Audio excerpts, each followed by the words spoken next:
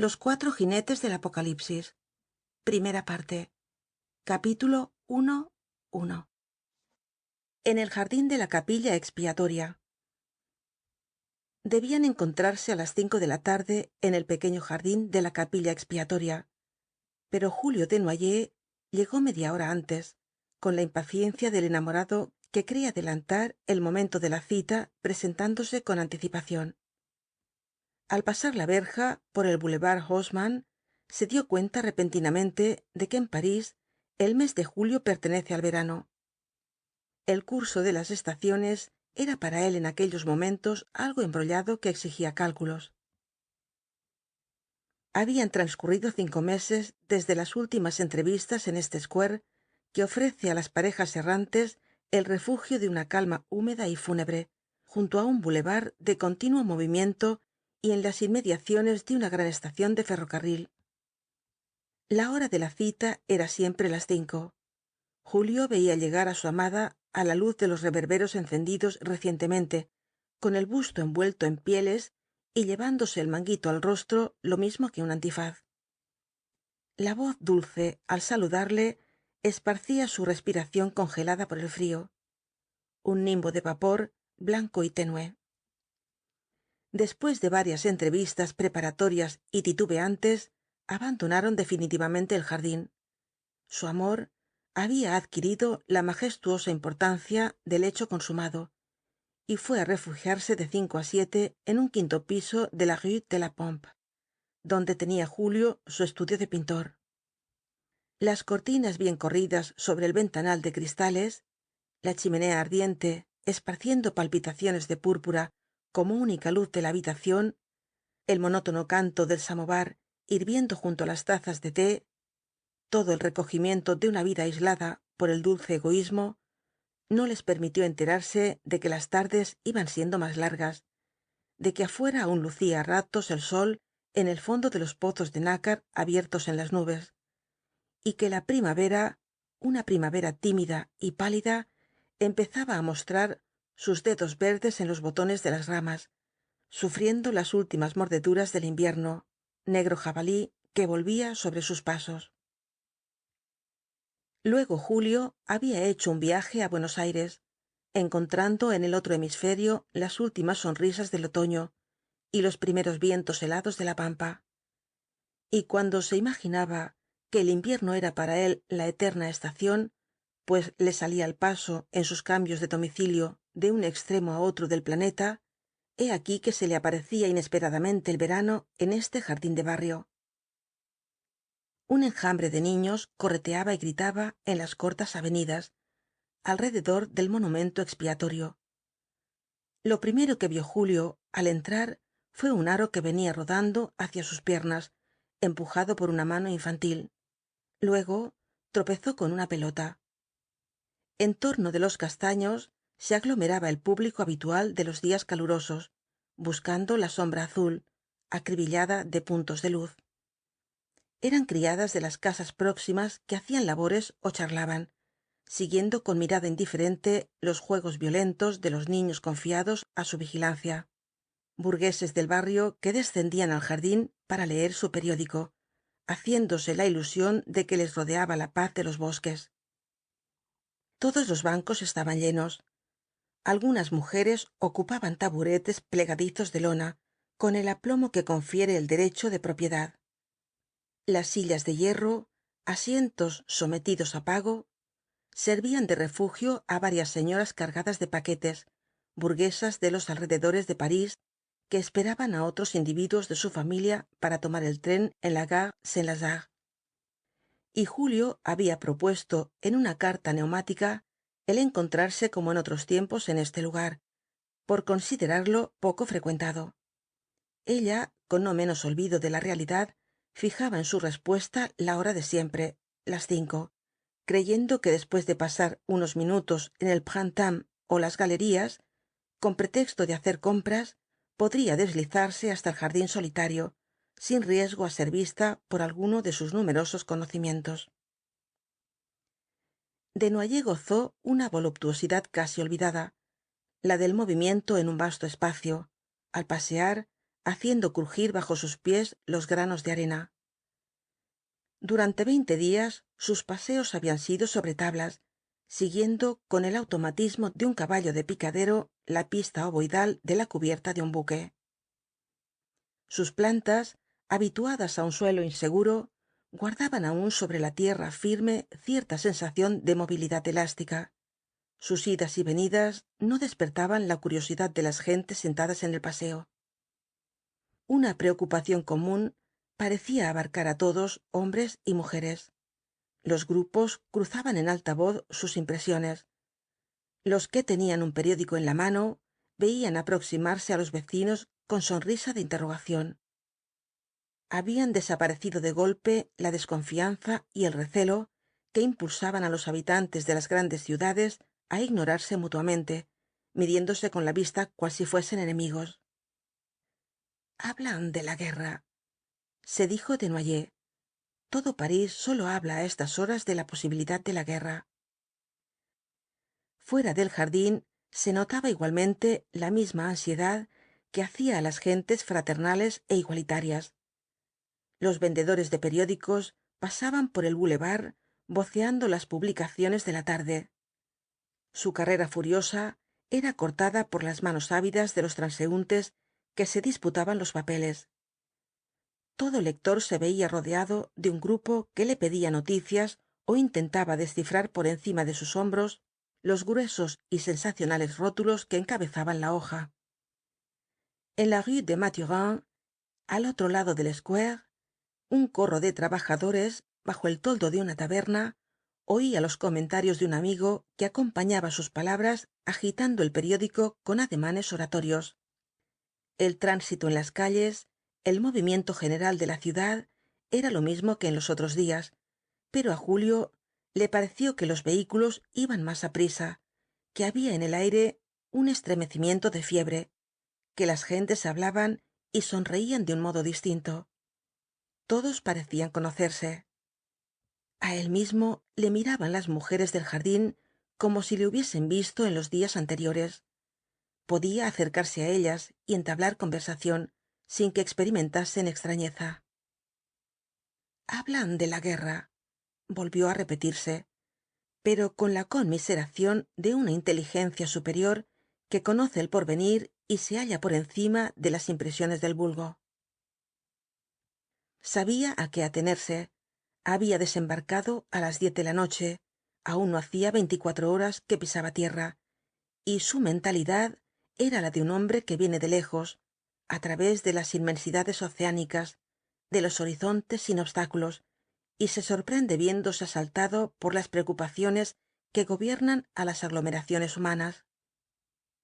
Al desembarcar, había estado 2 horas en un café de Boulogne, contemplando cómo las familias burguesas pasaban la velada en la monótona placidez de una vida sin peligros. Luego el tren especial de los viajeros de América le había conducido a París, dejándolo a las 4 de la madrugada en un andén de la estación del norte entre los brazos de Pepe Argensola, joven español al que llamaba unas veces mi secretario y otras mi escudero, por no saber con certeza qué funciones desempeñaba cerca de su persona.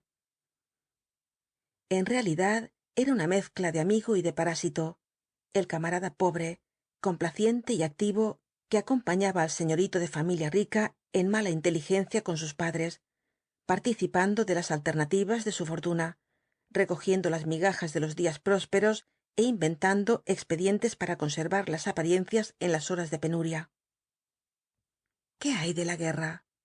Le había dicho Argensola antes de preguntarle por el resultado de su viaje. Tú vienes de fuera y debes saber mucho.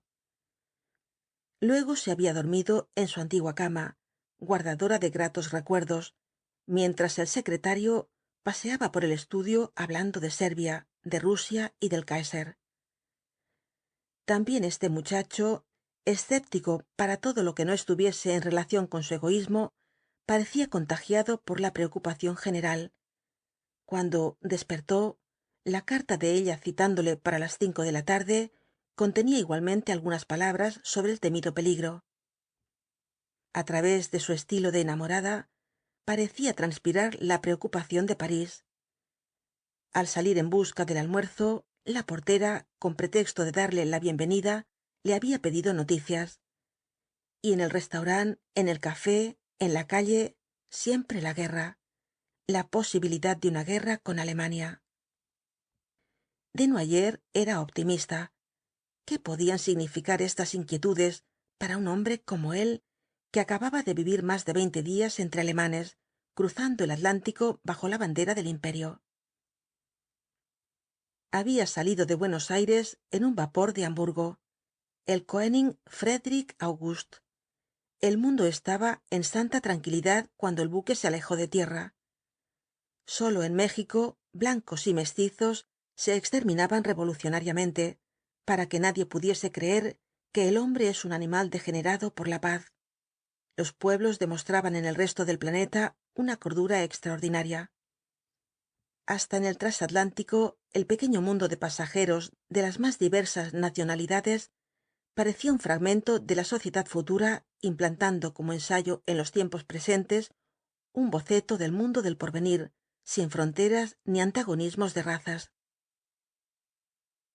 Una mañana, la música de a bordo, que hacía oír todos los domingos el coral de Lutero, despertó a los durmientes de los camarotes de primera clase con la más inaudita de las alboradas. Desnoyers se frotó los ojos creyendo vivir aún en las alucinaciones del sueño. Los cobres alemanes rugían la marsellesa por los pasillos y las cubiertas. El camarero, sonriendo ante su asombro, acabó por explicar el acontecimiento. 14 de julio. En los vapores alemanes se celebran como propias las grandes fiestas de todas las naciones que proporcionan carga y pasajeros. Sus capitanes cuidan escrupulosamente de cumplir los ritos de esta religión de la bandera y del recuerdo histórico. La más insignificante república ve empavesado el buque en su honor. Es una diversión más que ayuda a combatir la monotonía del viaje y sirve a los altos fines de la propaganda germánica. Por primera vez, la gran fecha de Francia era festejada en un buque alemán, y mientras los músicos seguían paseando por los diversos pisos, una marsellesa galopante, sudorosa y con el pelo suelto, los grupos matinales comentaban el suceso. ¡Qué finura!, decían las damas sudamericanas. Estos alemanes no son tan ordinarios como parecen. Es una atención, algo muy distinguido. Y aún hay quien cree que ellos y Francia van a golpearse.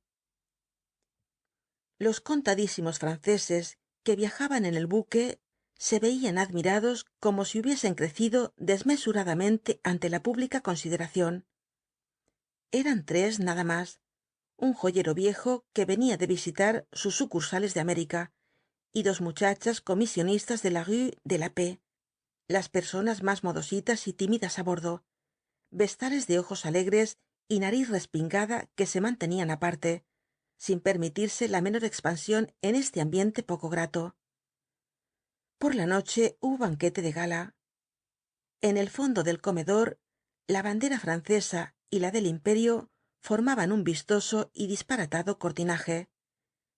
Todos los pasajeros alemanes iban de frac y sus damas exhibían las blancuras de sus escotes. Los uniformes de los sirvientes brillaban como en un día de gran revista. A los postres sonó el repiqueteo de un cuchillo sobre un vaso y se hizo el silencio. El comandante iba a hablar, y el bravo marino, que unía a sus funciones náuticas la obligación de hacer arengas en los banquetes y abrir los bailes con la dama de mayor respeto, empezó el desarrollo de un rosario de palabras semejantes a frotamientos de tabletas, con largos intervalos de vacilante silencio. Desnoyers sabía un poco de alemán, como recuerdo de sus relaciones con los parientes que tenía en Berlín, y pudo atrapar algunas palabras. El comandante repetía a cada momento paz y amigos. Un vecino de mesa, comisionista de comercio, se ofreció como intérprete, con la obsequiosidad del que vive de la propaganda. El comandante pide a Dios que mantenga la paz entre Alemania y Francia, y espera que cada vez serán más amigos los dos pueblos. Otro orador se levantó en la misma mesa que ocupaba el marino. Era el más respetado de los pasajeros alemanes, un rico industrial de Düsseldorf que venía de visitar á sus corresponsales de América. Nunca lo designaban por su nombre. Tenía el título de consejero de comercio, y para sus compatriotas era Herr Kommerzienrat, así como su esposa se hacía dar el título de Frau Rath. La señora consejera, mucho más joven que su importante esposo, había atraído desde el principio del viaje la atención de Desnoyers. Ella, por su parte, hizo una excepción en favor de este joven argentino, abdicando su título desde la primera conversación. Me llamo Berta, dijo dengosamente, como una duquesa de Versalles a un lindo abate sentado á sus pies. El marido también protestó al oír que Desnoyers le llamaba consejero, como sus compatriotas. Mis amigos me llaman capitán. Yo mando una compañía de la Landstur. Y el gesto con que el industrial acompañó estas palabras revelaba la melancolía de un hombre no comprendido, menospreciando los honores que goza para pensar únicamente en los que no posee. Mientras pronunciaba el discurso, Julio examinó su pequeña cabeza y su robusto pescuezo, que le daban cierta semejanza con un perro de pelea. Imaginariamente veía el alto y opresor cuello del uniforme, haciendo surgir sobre sus bordes un doble bullón de grasa roja. Los bigotes siniestros y engomados tomaban un avance agresivo. Su voz era cortante y seca, como si sacudiese las palabras. Así debía lanzar el emperador sus arengas, y el burgués belicoso, con instintiva simulación, encogía el brazo izquierdo, apoyando la mano en la empuñadura de un sable invisible. A pesar de su gesto fiero y su oratoria de mando, todos los oyentes alemanes rieron estrepitosamente á las primeras palabras, como hombres que saben apreciar el sacrificio de un Herr Kommerzienrat cuando se digna divertir á una reunión.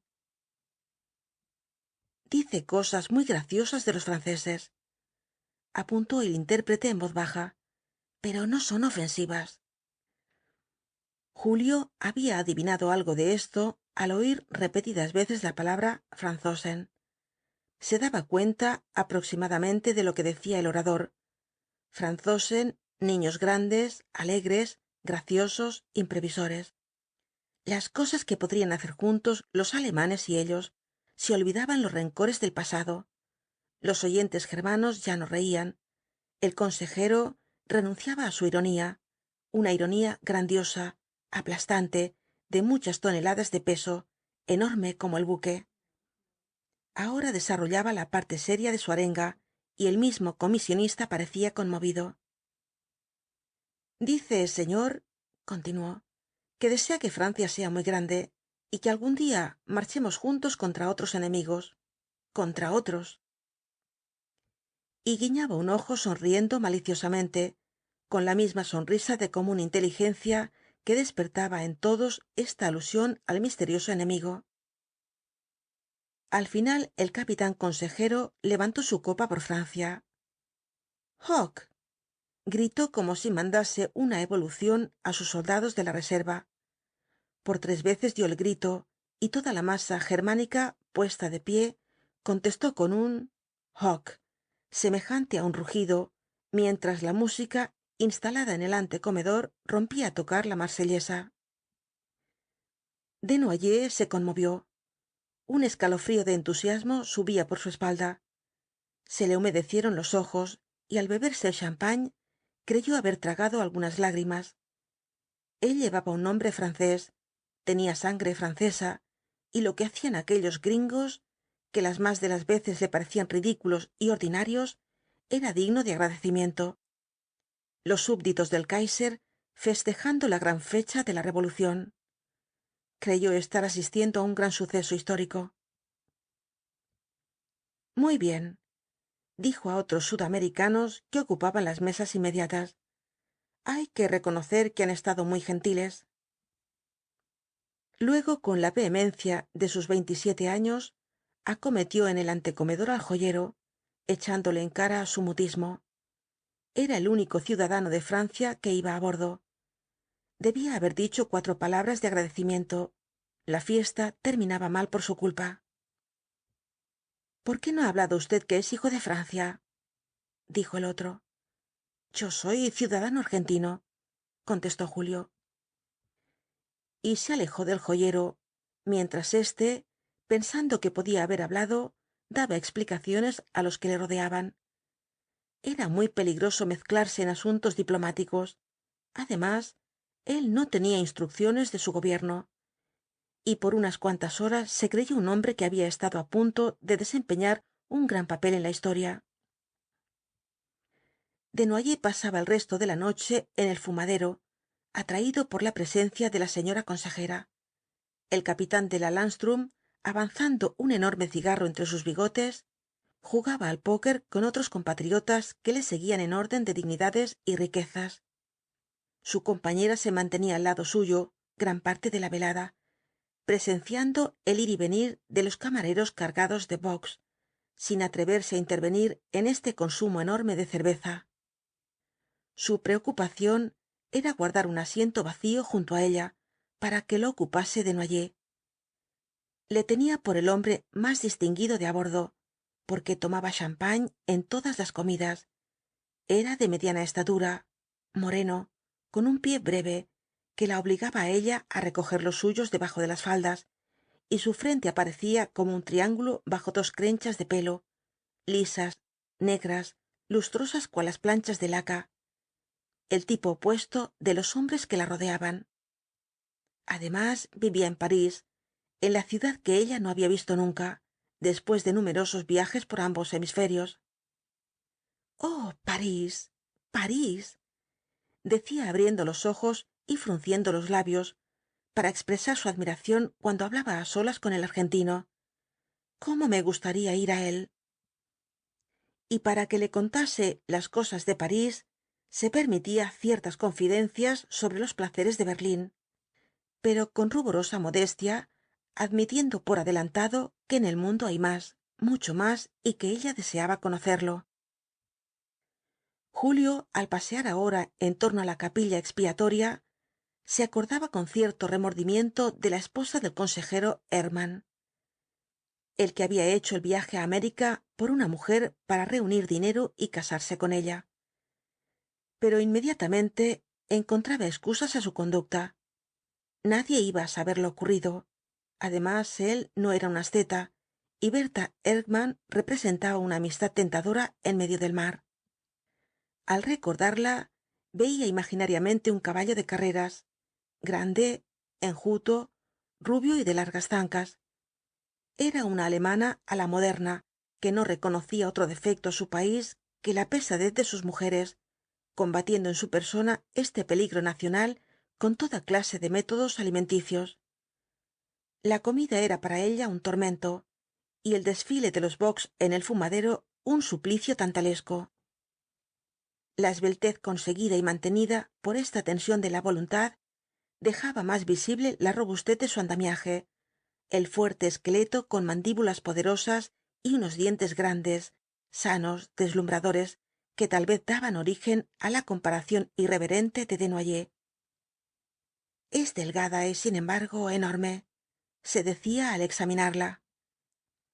Pero a continuación la declaraba igualmente la mujer más distinguida de a bordo, distinguida para el océano, elegante a estilo de Múnich, con vestidos de colores indefinibles que hacían recordar el arte persa y las viñetas de los manuscritos medievales. El marido admiraba la elegancia de Berta, lamentando en secreto su esterilidad casi como un delito de alta traición.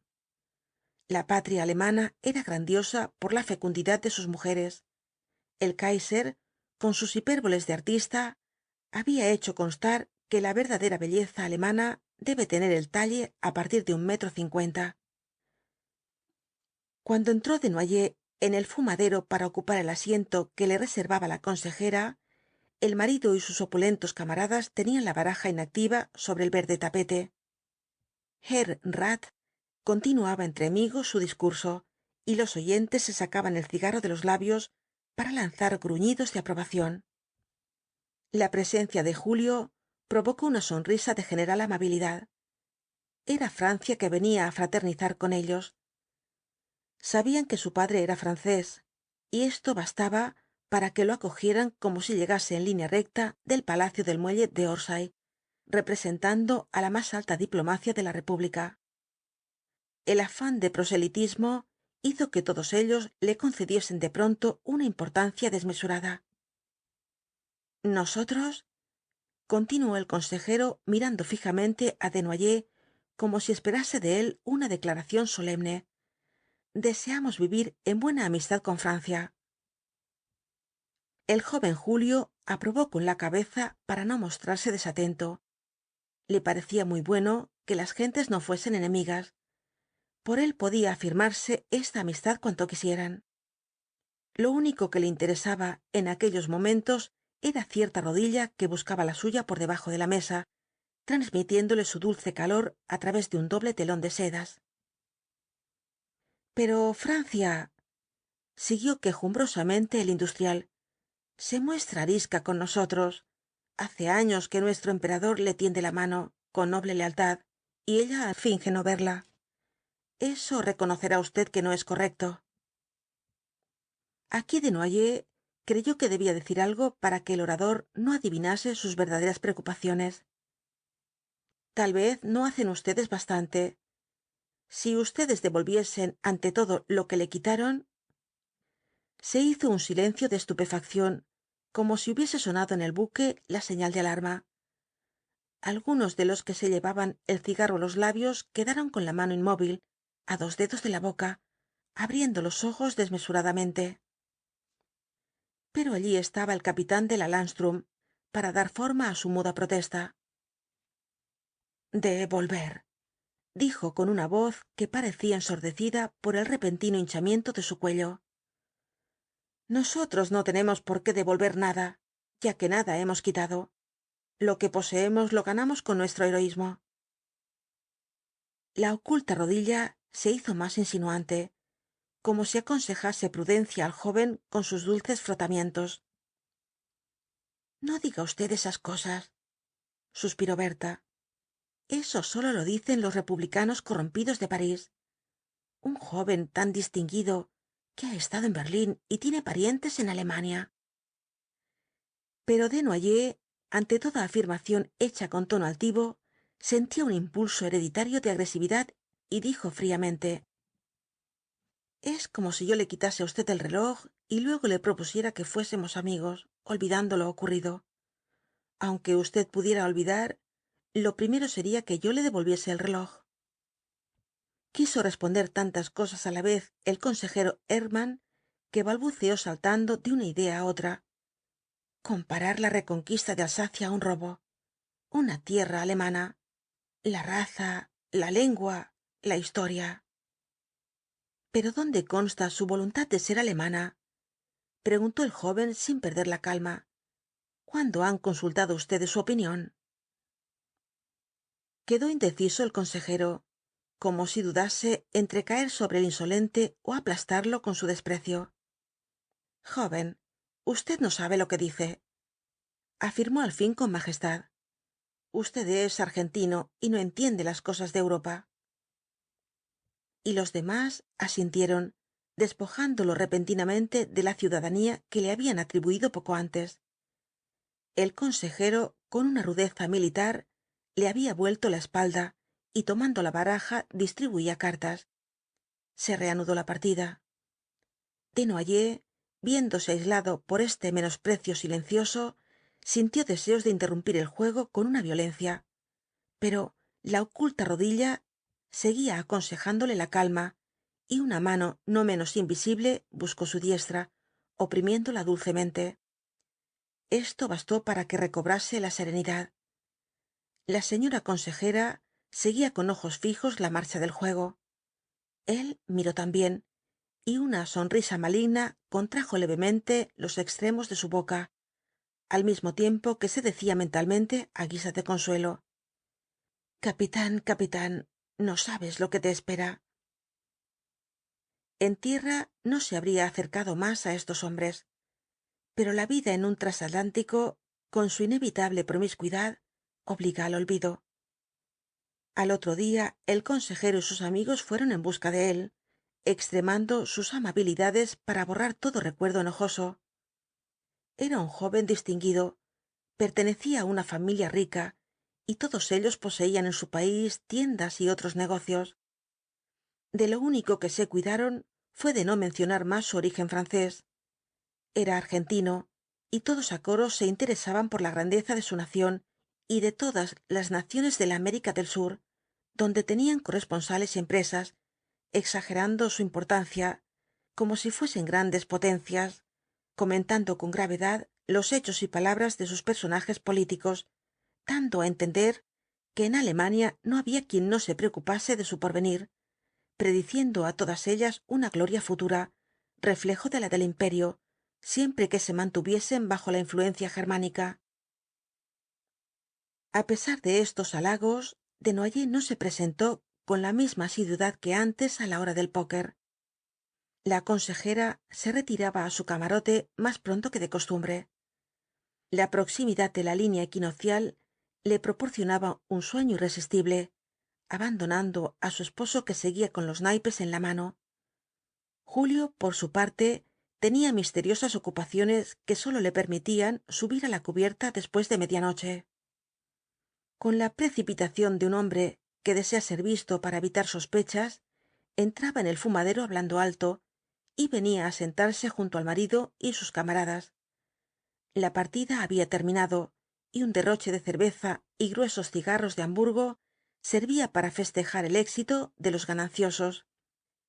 Era la hora de las expansiones germánicas, de la intimidad entre hombres, de las bromas lentas y pesadas, de los cuentos subidos de color. El consejero presidía con toda su grandeza estas diabluras de los amigos, sesudos negociantes de los puertos hanseáticos que gozaban de grandes créditos en el Deutsche Bank, o tenderos instalados en las repúblicas del Plata, con una familia innumerable. Él era un guerrero, un capitán, y al celebrar cada chiste lento con una risa que hinchaba su robusta cerviz, creía estar en el vivac entre sus compañeros de armas. En honor de los sudamericanos, que cansados de pasear por la cubierta entraban á oír lo que decían los gringos, los cuentistas vertían al español las gracias y los relatos licenciosos despertados en su memoria por la cerveza abundante. Julio admiraba la risa fácil de que estaban dotados todos estos hombres. Mientras los extranjeros permanecían impasibles, ellos reían con sonoras carcajadas echándose atrás en sus asientos. Y cuando el auditorio alemán permanecía frío, el cuentista apelaba a un recurso infalible para remediar su falta de éxito. A Kaiser le contaron este cuento, y cuando Kaiser lo oyó, Kaiser rió mucho. No necesitaba decir más. Todos reían, ja, ja, ja, con una carcajada espontánea, pero breve, una risa en tres golpes, pues el prolongarla podía interpretarse como una falta de respeto a la majestad. Cerca de Europa, una oleada de noticias salió al encuentro del buque. Los empleados del telégrafo sin hilo trabajaban incesantemente.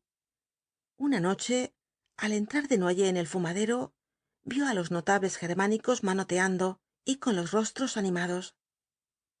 No bebían cerveza, habían hecho destapar botellas de champagne alemán, y la frau consejera, impresionada sin duda por los acontecimientos, se abstenía de bajar á su camarote.